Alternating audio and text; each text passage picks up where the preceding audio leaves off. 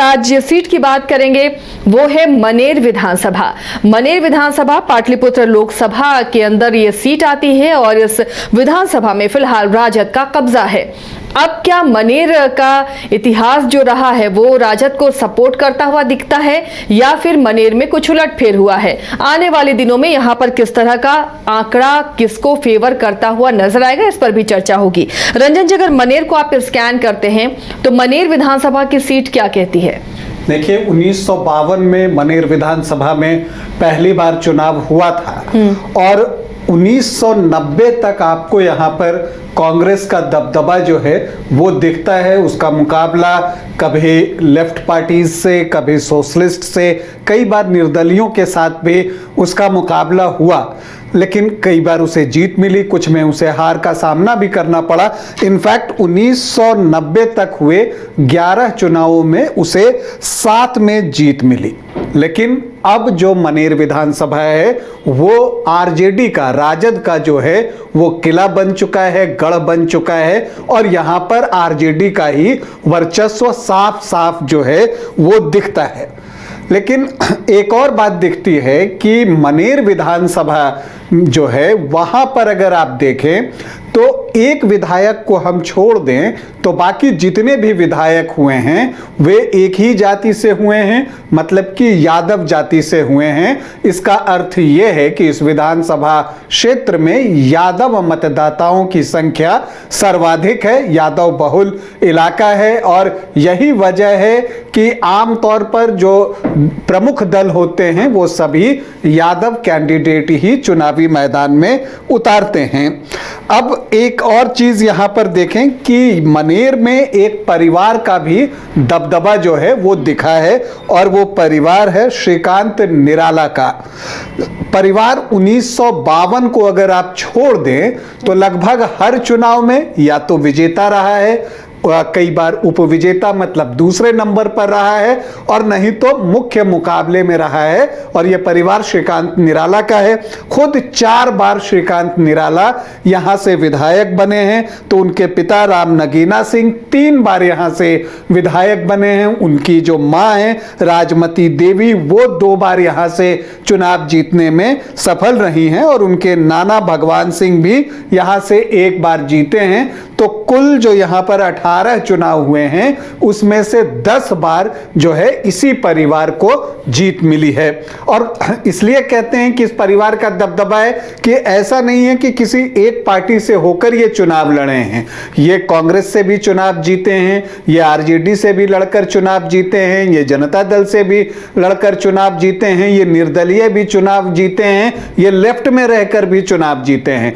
तो इसी से हम कहते हैं कि यहां पर जो है इस परिवार का जो है वो दबदबा साफ तौर पर जो है वो दिखता है। हम अगर 18 चुनाव की बात करें तो यहां पर यह साफ साफ दिखता है कि इन 18 चुनावों में कांग्रेस को 7 बार सफलता मिली है, राजद यहां पर 5 बार जो है वो चुनाव जीतने में कामयाब हुआ है, सीपीआई को 1 बार सफलता मिली है, समता पार्टी भी 1 बार चुनाव यहां से जीती है, जनता पार्टी और जनता दल को भी 1-1 बार सफलता मिली है और निर्दलीय प्रत्याशी 2 बार यहां से चुनाव जीते हैं।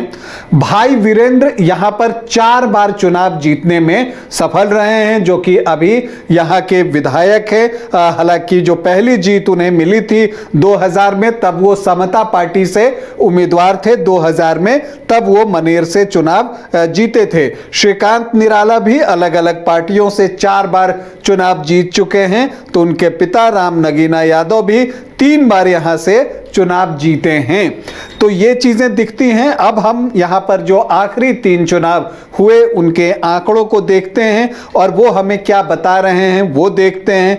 तो एक चीज दिखता है कि 2010 में जो है भाई वीरेंद्र को जो है आरजेडी टिकट देती है। दरअसल श्रीकांत निराला सिटिंग कैंडिडेट थे आरजेडी के, लेकिन वो जेडीयू के टिकट पर चुनावी मैदान में उतरे यहां पर। तो एक मुकाबला ऑलमोस्ट जो है आमने सामने का हुआ।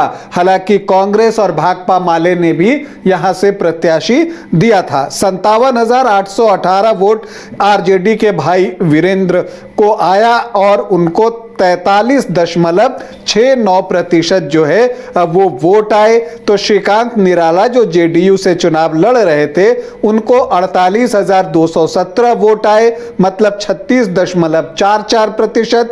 भाकपा माले के प्रत्याशी जो हैं वो 4,764 वोट लाने में कामयाब रहे। तो कांग्रेस प्रत्याशी अशोक गगन तीसरे स्थान पर रहे 5,540 वोटों के साथ, 4.19% उनका वोट रहा। तो यहां पर 9,601 वोट से जो है भाई वीरेंद्र यहां से चुनाव जीतते हैं। फिर 2015 आता है, महागठबंधन बन चुका था, कांग्रेस आरजेडी जेडीयू एक साथ चुनाव लड़ रहे थे। तो ऐसी परिस्थिति में चूंकि ये राजद का मजबूत गढ़ था तो टिकट जो है सीट शेयरिंग में यहां से आरजेडी को ही लड़ने के लिए कहा गया और आरजेडी ने जो है टिकट भाई वीरेंद्र को ही दिया, उन्हीं पर विश्वास जिताया। उनके सामने बीजेपी ने जो है इस बार श्रीकांत निराला को चुनावी मैदान में उतारा, लेकिन परिणाम बदल नहीं सका। भाई वीरेंद्र को 89,773 वोट आए, मतलब 50% से ज्यादा वोट, और श्रीकांत निराला को 66,945 वोट आए, मतलब कि 37.33% वोट। और जो यहां पर आपको भाकपा माले के प्रत्याशी थे गोपाल सिंह, उनको 4,332 वोट आए, 2.42% वोट। तो भाई वीरेंद्र यहां पर 22,828 वोटों से चुनाव जीतने में सफल रहे। फिर 2020 आता है, एक बार फिर से जो है भाई वीरेंद्र को ही आरजेडी लालटेन के निशान पर चुनावी मैदान में उतारती है। तो निखिल आनंद, इस बार भाजपा ने अपना प्रत्याशी बदला और जो जर्नलिस्ट थे पहले, बाद में पॉलिटिशियन बने, निखिल आनंद को बीजेपी ने यहां से टिकट दिया। तो श्रीकांत निराला जो है वो निर्दलीय चुनावी मैदान में उतर गए। तो एक ट्रायंगुलर फाइट यहां पर हुई, लेकिन यहां पर एक तरफा जीत भाई वीरेंद्र के लिए फिर से आई। उनको 94,223 वोट आए, इस बार 47.4% वोट उनको मिले।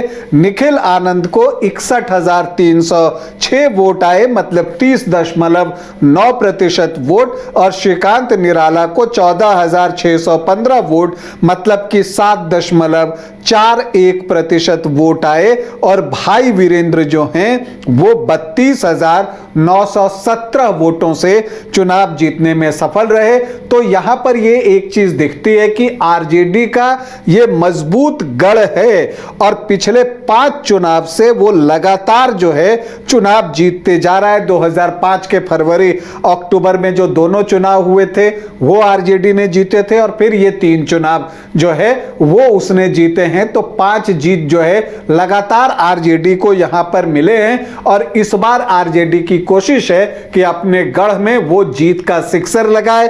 तो भाई वीरेंद्र जो है वो यहां पर आरजेडी के टिकट पर जो है जीत का चौका लगाना चाहते हैं। वैसे उनको अब तक 4 जीत पहले भी मिल चुकी है, लेकिन एक बार वो समता पार्टी से थी। और अगर आप मनेर को देखें तो जब आप आरजेडी का गढ़ या किला कहते हैं तो वो दिखता है। लोकसभा चुनाव में भी आप देखते हैं कि यहां पर आरजेडी को अच्छी खासी बढ़त मिलती है। 34,459 वोटों से मीसा भारती इस बार जो है वो लीड की हैं, जबकि उनके अपोनेंट रामकृपाल यादव थे। और इससे पहले भी जब लोकसभा का चुनाव हुआ है तो भले ही मीसा भारती पाटलिपुत्रा से लोकसभा का चुनाव हार गई, लेकिन मनेर में जो है उनको वोट अच्छे मिलते रहे, वो आगे रही हैं। तो ये इस सीट का जो है एक स्वभाव हमको दिखाता है कि यहां पर क्या कुछ हो रहा है। देखिए मनेर जो है इसको मनेर शरीफ भी आप कहते हैं, और एक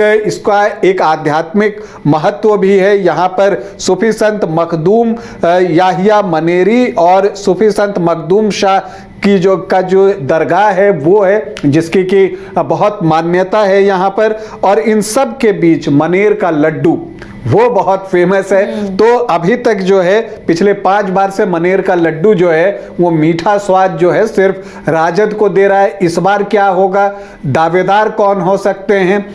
तो देखिए, आपको ये तो तय है कि आरजेडी से एक बार फिर से भाई वीरेंद्र को ही टिकट मिलने जा रहा है और वो चुनावी मैदान में उतरेंगे। लेकिन इन सब के बीच श्रीकांत निराला की भी बीजेपी में वापसी हो चुकी है और श्रीकांत निराला चूंकि 4 बार यहां से चुनाव जीत चुके हैं, उनके परिवार का एक इतिहास रहा है, तो हो सकता है कि टिकट उनको मिल जाए। लेकिन निखिल आनंद भी लगातार प्रयासरत हैं और वो भी तैयार हैं चुनाव लड़ने के लिए। तो ये कुछ दावेदार दिखते हैं। अब यहां पर जनसुराज किसे प्रत्याशी बनाता है उस पर भी बहुत कुछ जो है वो निर्भर करेगा। लेकिन अगर हम यहां के जातीय समीकरण को देखें तो वो आपको जो है आरजेडी को सूट करता है। यहां पर जो एससी वोटर्स हैं वो लगभग 13.5% हैं, 13.48%, और यादव जो जाति के वोटर हैं वो 31 से 33% हैं, कोई 35-37% तक बोलते हैं। तो यहां पर जो यादव वोटर्स हैं उनकी संख्या बहुत अच्छी है। लेकिन आश्चर्यजनक रूप से यहां पर मुस्लिम वोटर्स की संख्या उतनी नहीं है, वो सिर्फ 5.1% है। तो फिर भी 38 से 40% का एमओवाई का चंक जो है वो मनेर में बन जाता है। और इसके ऊपर जब आप कुछ एससी वोट्स और कुछ अन्य जातियों के वोट ले लेते हैं तो आप 47-48% के आसपास पहुंच जाते हैं और इसी वजह से मनेर में जो है जीत आरजेडी को मिल रही है। अगर यहां पर हम देखें तो जो आपको सामान्य जाति के वोटर्स हैं उनकी संख्या भी ठीक ठाक है। राजपूत 6 से 6.5%, भूमिहार 9.5 से 10.5% और ब्राह्मण जो हैं वो 2.5 से 3% हैं। तो सामान्य जाति के वोट भी 17 से 19% के आसपास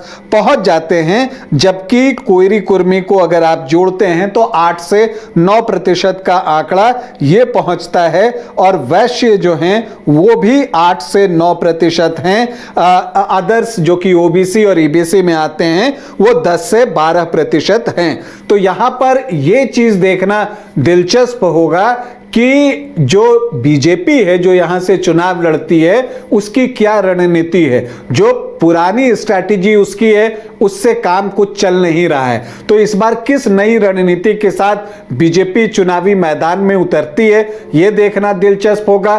क्या कोई एंटी इनकम्बेंसी है वो देखना दिलचस्प होगा। लेकिन मुकाबला यहां पर जो है वो तगड़ा आपको होने की उम्मीद है। अब इसमें यह देखना है कि जो एससी वोटर्स हैं और जो आपको अन्य पिछड़ी जातियां हैं और अति पिछड़ी जातियां हैं उसमें जो है बीजेपी कितना चंक निकालती है।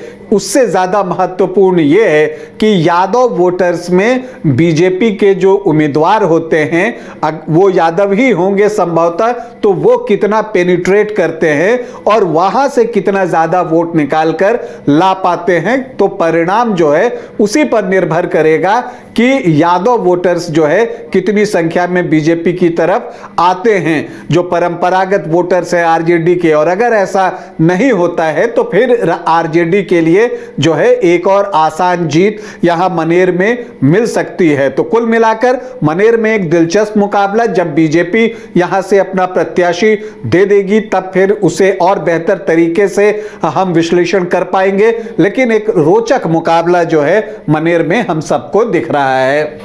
तो पाटलिपुत्रा लोकसभा की बेहद खास सीट मनेर सीट है और यहां पर बहुत रोचक मुकाबला होगा। अब इस बार जनता क्या फिर से आरजेडी को चुनती है या फिर यहां से पार्टी बदलती है, इस पर भी हमारी नजर बनी रहेगी। कौन कैंडिडेट होगा और किस तरह का मुकाबला होगा, लगातार आपको अपडेट देते रहेंगे।